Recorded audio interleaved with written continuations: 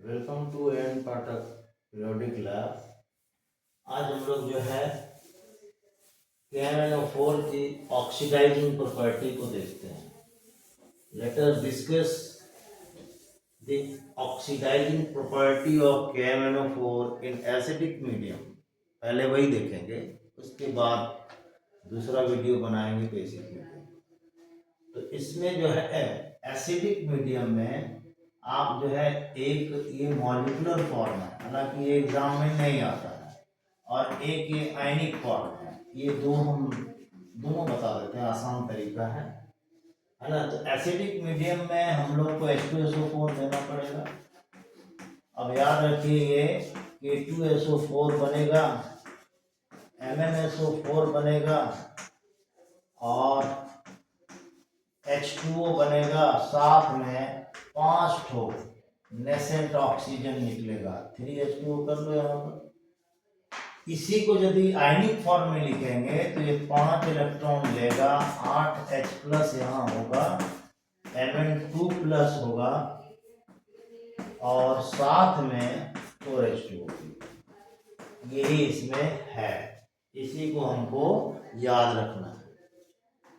ये हर रिएक्शन में होगा। जैसे पहला रिएक्शन आप देखिएगा, ये प्रैक्टिकल में आप रिडॉक्स टाइट्रेशन जो करते हैं वहां पर यूज कर सकते हैं। क्या है कि KMnO4 in acidic medium oxidises किसको? ऑक्जेलिक एसिड को। Oxidises oxalic acid into carbon dioxide. तो इसको थोड़ा सा हम नीचे लिख लेते हैं, है ना, तब आपको ज्यादा समझ में आएगा। दोनों फॉर्म में हम बता देते हैं, एक दो रिएक्शन बताएंगे तो आपको अपने क्लियर हो जाएगा। ये स्टेप जो है आपको हर रिएक्शन में होगा ही, इसमें कोई किंतु परंतु इफ दैट सो दैट नहीं है। तो पहला लाइन तो यही हो गया। अब दूसरे लाइन में ऑक्जेलिक एसिड का फार्मूला लिखिए, है ना। यहां पर आपको याद रखना है कि oxalic acid is oxidised into carbon dioxide. अब देखो इस स्टेप में इस नेसेंट ऑक्सीजन के साथ, ये जो है नेसेंट ऑक्सीजन है, इसके साथ ये अकेला, तीन पॉसिबिलिटी याद रखिएगा। या तो ये अकेला होगा, ये वाटर के साथ होगा, या ये H2SO जो सूट बैठे उसको बैठाइए। तो देख लो यहाँ पर हाइड्रोजन है, H2O निकल गया, सूट बैठ गया इसमें। अब इस 5 तो यहाँ पर, 5 वहां पर है, 5 यहाँ भी होना चाहिए। 5 से मल्टीप्लाई कर दीजिए और इसको 5 से गुना करते हुए कैंसिल कर दीजिए, बस हो गया ये। अब इसको ऑक्जेलिक एसिड को ऑक्जेलेट आयन में बदल दो, ये बदला कार्बन डाइऑक्साइड। अब देखो ये +3 से +4 हो रहा है। पहला चीज आप ये देखिए, जिस एलिमेंट का ऑक्सीडेशन नंबर चेंज हो रहा है उसको बैलेंस कीजिए। तो यहाँ पर इसका कार्बन का चेंज हो रहा है तो इसको बैलेंस कर दिए, 2 से मल्टीप्लाई। अभी चलिए एवरीथिंग विल बी बैलेंस। अब कितना हुआ? +6 से +8, मतलब 2 इलेक्ट्रॉन का लॉस। बस ये हो गया। इसको 5 से गुना कीजिए, इसको 2 से गुना कीजिए और मल्टीप्लाई करके जोड़ जाड़ करके लिख लीजिए, बस ये बैलेंस हो गया। तो पहला तो ये हुआ कि एसिडिक मीडियम में ऑक्जेलिक एसिड जो है कार्बन डाइऑक्साइड में होता है। ये फॉर्म नहीं आता है एग्जाम में, इसी फॉर्म को लिखना रहता है। जैसे और हम लोग देखते हैं, it oxidises ferrous sulphate into ferric sulphate. Ferrous sulphate क्या हुआ? FeSO4। It oxidises ferrous sulphate into ferric sulphate. अब देख लो फेरिक सल्फेट ये हो, ठीक है, होल 3। अब देख लो यहां पर नेसेंट ऑक्सीजन ये वो वाला 5 टोन है। अब हम आपको क्या बोले थे, इसको पहले आयरन को बैलेंस करो भाई। 2 सल्फेट आपने यूज किया। आप हम बोले थे इस नेसेंट ऑक्सीजन या तो अकेला होगा, या H2SO4 के साथ होगा, या वाटर के साथ होगा, जो सूट बैठे। तो यहाँ पर देखो सल्फेट एक बढ़ रहा है, H2SO4 दे दो और साथ में वाटर दे दो, बस। आप 5 से गुना किया हुआ है, आप मल्टीप्लाई करके जोड़ के लिख दो। उसी तरह से देखो ये वाला आप ये वाला इक्वेशन टाइट्रेशन में यूज करते हैं, मोर सॉल्ट वाले में, मोर सॉल्ट वाले में आप यूज करते हैं। थ्योरी में आपको यही लिखना है, ferrous ion is oxidised into ferric ion by losing 1 electron. यहाँ पर इसको 5 से गुना कर देते हैं, बस जोड़ करके इसको लिख दिए, बस हुई। और भी इसमें है, जैसे it oxidises sulphur dioxide into sulphuric acid.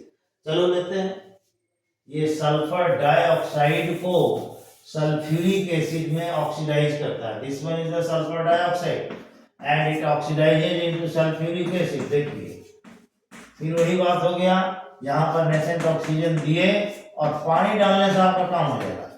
पानी डाल दीजिए, अपने 5 से गुना कर दीजिए, दैट्स ऑल हो गया। तो यहाँ पर भी इसको आयनिक फॉर्म में दिखाते हैं, ये देखो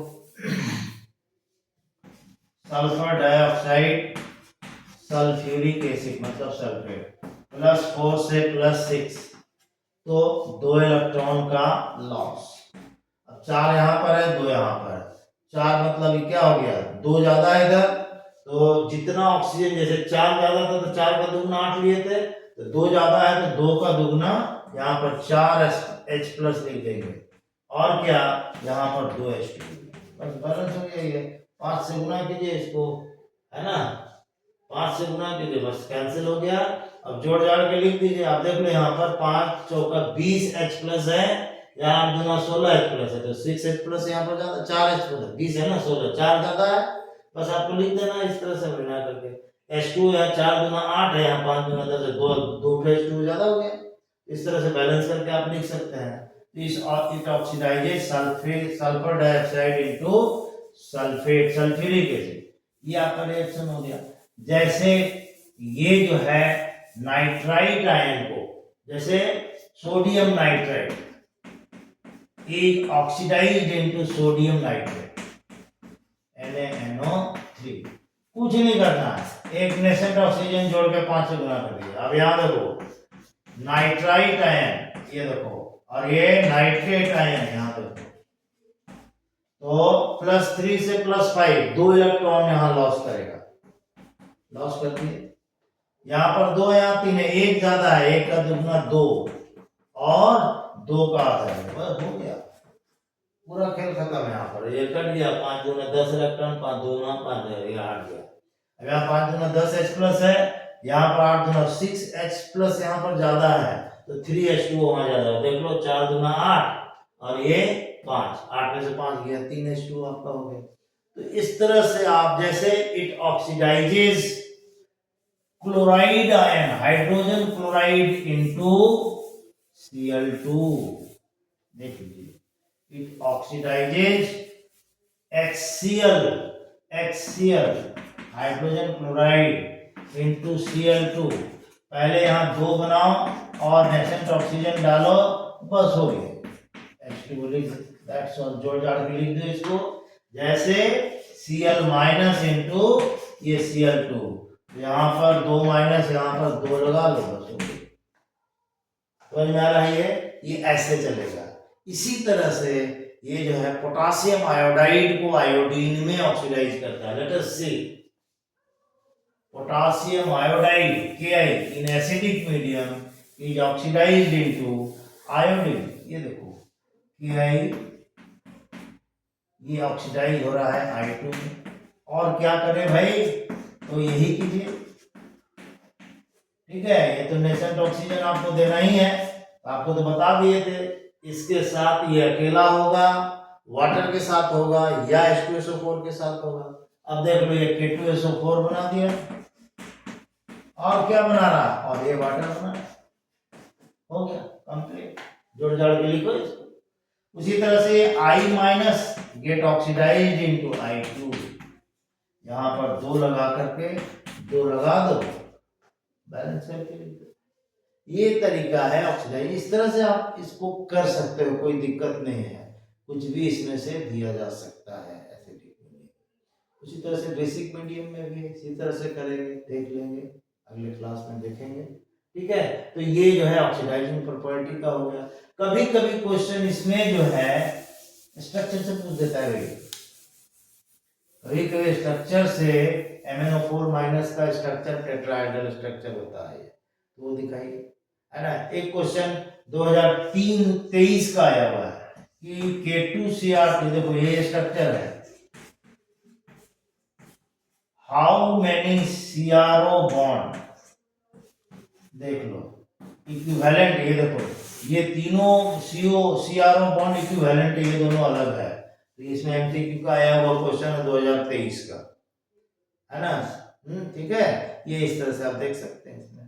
तो यही है इसमें, थोड़ा K2Cr2 7 में कुछ नहीं करना, ऊपर वाला स्टेप सेम होगा, डिफरेंट। एक पहला स्टेप हम बता दें क्या है, नीचे वाला जो सेकंड स्टेप है वो सब में डिफरेंट सेम होगा, इसलिए उसी तरह से कर लेना। एक बार उसको बता के दिखा देंगे तो हो जाएगा। तो ये आपका केमिकल प्रॉपर्टीज भी हो जाएगा। थोड़ा और देखेंगे इसमें।